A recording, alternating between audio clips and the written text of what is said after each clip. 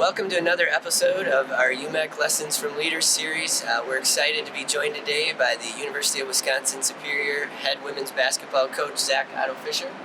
Thanks for being with us today, Zach. Great to be in the gym as well, where he probably spends a lot of hours and a lot of time. Zach has helped continue the success of the Yellow Jackets women's basketball program since Zach started. They've won the regular season championship each of his first 2 years as the head coach, and an impressive 24-3 overall record last year. Zach also has been the UMAC Coach of the Year or Co-Coach of the Year in each of his first 2 seasons, leading the women's basketball program here at Wisconsin Superior. So certainly, clearly continuing the great success and accomplishments of the Yellow Jacket program. Let's start right there, Zach. The Wisconsin Superior Women's Basketball Program clearly now stretching a decade of success, conference championships, and a lot of wins. What's kind of the key to your program and the continued success? Is it a mission, core value, something else that you feel like is the foundation of your success? I think, first of all, I think it's Don Mulhern and that crew of players that he had back, 10 years ago. I think, we give credit to him all the time, and he started it. He brought in players that changed the program and changed the culture into a winning culture. And it's not just a winning culture, it's out of the classroom, in the classroom, off the court. He really brought in players that wanted to succeed. And I give full credit to him. I was able to be fortunate to spend 1 year as an assistant with him and kind of see the passion he had and the hard work for it. And so all credit goes to, Coach Mulhern and things like that. And we still have, Harold Mulhern, his cousin, still on staff with us as well. So that's a big part of it. For us, though, I think, it's bringing in players that just want to be part of this winning program. I think, as an athletics department, we talk about it all the time, and maybe for the other coaches you spoke with, that our job is to build champions, and they'll help build championships. And we really work hard at that every single day. And that's not just here in the gym. It's during study table, it's during volunteer work, it's doing all those things. If we can turn each student athlete into a champion, then hopefully, it will help us keep winning for the future. I think that's for it. I mean, every team does it. It's the team bonding. It's the, that's part of the culture.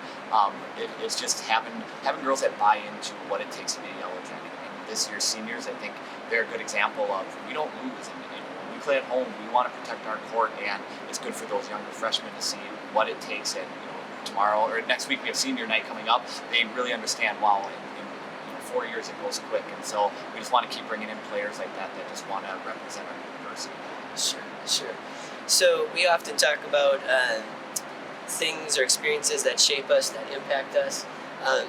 Give us 1 or 2 examples of experiences, or maybe those aha moments, learning lessons that have helped impact and shape you as a coach. It's funny you say that.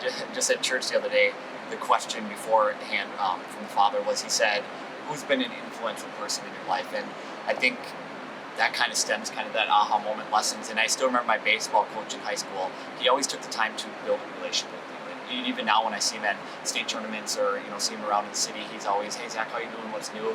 And I think that was kind of that aha moment. As you start coaching, you realize it's so important that you get to know every player. And we talk about in our program a lot that the Zach and Corey has got to be more important than the coach and player. Yes, you wear a number for us, but that's 10% of it. It has to be the relationship we have with each other. And I think I really learned that, especially, after that first year of being in here, you realize how important that is. At the end of the day, it's just a basketball game. And I think it's way too easy to get caught up in who's starting and who's playing minutes and who's having a great, successful time, when at the end of the day, we're all humans. And he really taught me that, and I think that's that lesson I carry with is the refs go home at the end of the day to their families, we go home to our families, the players go home to their families, the fans, and we have to remember at the end of the day, it's just a game, and that we're making sure we're helping each and every individual as part of a program, whether it's coaches, students, managers, whoever it is, then we're helping them become the best person they are. I think another lesson I learned, as we go through it comes from Coach Mulhern again, is you got to have a hard work ethic, a strong work ethic.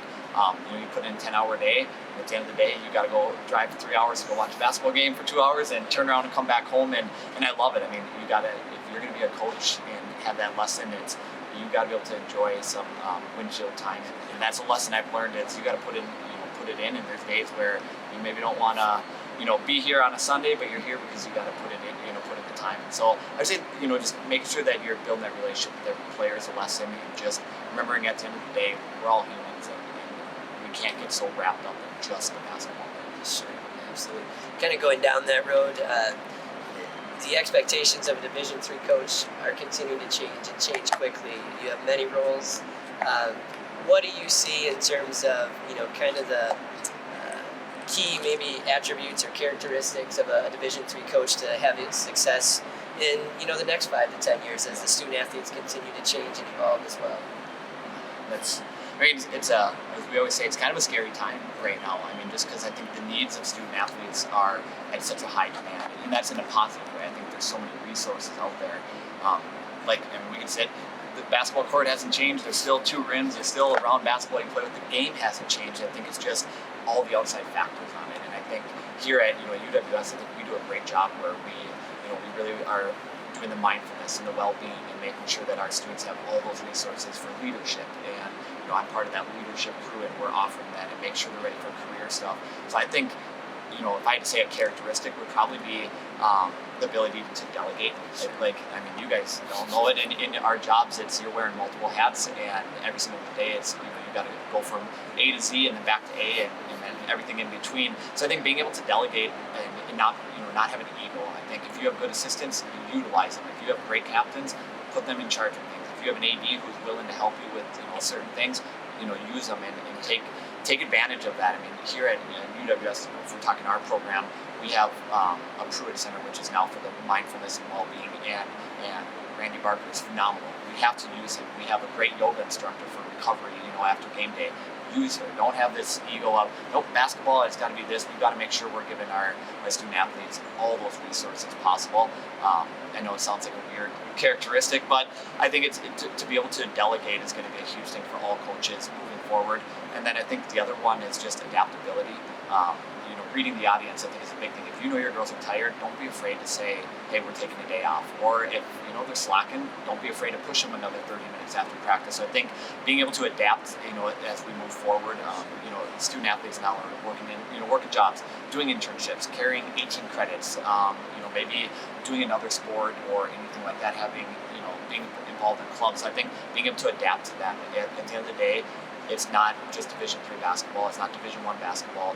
You're a collegiate athlete, no matter where you are. And I think the D3 model is kind of going towards D2. D2 is going D1, and D1 is you're almost professionally playing. And so I think just being able to adapt to what your players need, and also what for what your campus needs. So, sure. Yeah. So delegate and adaptability are going to be huge for the next couple of years. Sounds like a good recipe for continued success. So let's talk about you individually now a little bit. We've talked about how do you keep evolving with your athletes, people around you. How do you stay, motivated? How do you grow? How do you keep evolving in terms of individually, kind of professional development or things that you do to make sure you don't get stagnant and stay excited what you're doing? Yep. That's an easy question, actually, or an answer. We preach all the time, be a student of the game. I think that's so important for everybody, and that doesn't matter if you're a coach, you work at the post office, be a student of the game. I can still remember actually a story, one of my former players in high school, she plays now at Drake, and when I was making the decision to come to UWS, I remember I was afraid to talk to her, not the AD or the other coaches, she was one of those players that meant a lot, and I remember I was like, hey Maddie, I'm going to take this opportunity, and I'm sorry, and she stands up, gives me a hug, and she goes, you're a student of the game, coach. You'd be a hypocrite. You tell us to work on our craft and do all this stuff, but why wouldn't you go to the next level if you can? And so I've always carried that with me, and I think, for me personally, going to, like this last summer, our AD was very supportive and went to Las Vegas, Nevada, and went to the USA Basketball Coaches Clinic. Doing that, running camps and clinics in summer is a great opportunity to remind yourself basketball is fun. When you have little kids there, it also teaches me that I don't have patience for little kids anymore. And I'm glad I'm at the collegiate level. But I think, doing those things, me personally, I coach AAU in the summer, and I think that's a great opportunity to network with coaches, other players as well. And for me, we run a lot of sets then. I'm like, right, if we can run an AAU, let's bring it back to, college, and it's kind of that trial and error period. And I think it's a lot of work, but it also it makes me a better basketball coach, I think, and working with different talent levels. And I think it also helps with recruiting aspects as well. You're in the gym, so you're going to see multiple players when you're out there. So that's kind of my thing, is making sure that I'm staying up to up with this generation. And lastly, I think again, going back to our department, I think us coaches are constantly talking about this next generation and what's it going to be like for coaching them.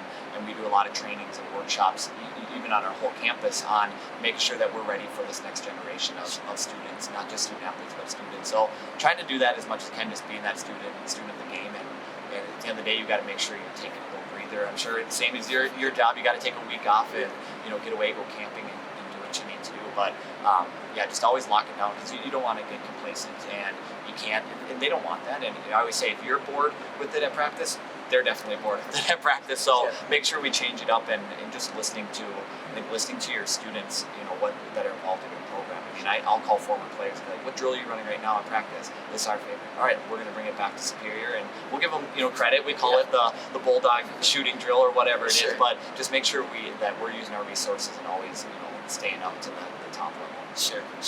So last question for Zach here. What advice, what wisdom would you give to maybe a first-year coach, somebody that's maybe making that jump from assistant to head coach, building their program, based on your experiences and the success that you've had as a leader? What bit of wisdom would you impart to them? Corey, I am that coach right there. I'm glad to know 3 years makes you, tenure. I would say, man, probably the best advice I give is the advice that I've always been given is, no matter what role you're in, be the best at it you can.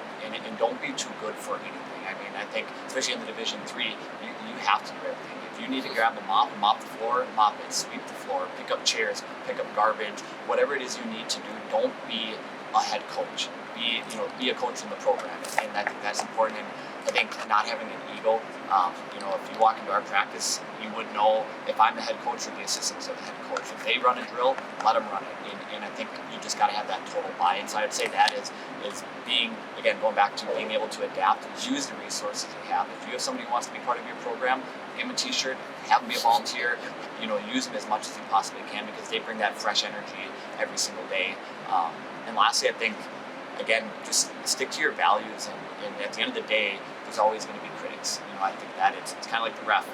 Whistle, 50% of the people love them, 50% of the people, that could have been a different call. And I think, it's, I think Tony Bennett always talks, I'm a big Tony Bennett fan, and he always talks about, just how do you want to carry yourself. And if you stick to your values, at the end of the day, nobody can ever question that. And I think that's the hard part, is even when you think you're right or you're wrong, just you are, and your players will buy into that. If they know that you're genuinely, it's the old saying, they don't care how much you know until they know you care. And it's true. You gotta get them to buy into it, and just stick to yourself and stick to your plan, and have fun along the way. I think basketball is all sports, it's meant to be fun, and don't get so caught up on the wins and the losses or anything like that. And as we're talking here, I was talking actually to Kathy Bennett, Tony Bennett's sister, today, and she said her brother just told her the other day, have the courage to be discouraged.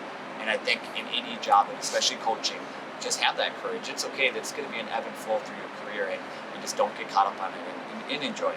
You got to smile, you got to have fun, and you got to enjoy going to work every day. Yeah, absolutely. Well, lots of good wisdom, and appreciate Zach's willingness again to be here with us as part of the Lessons from Leaders series. Zach and the Wisconsin Superior Yellow Jacket women's basketball program will look to continue their success and add another regular season or tournament championship this winter. Thanks.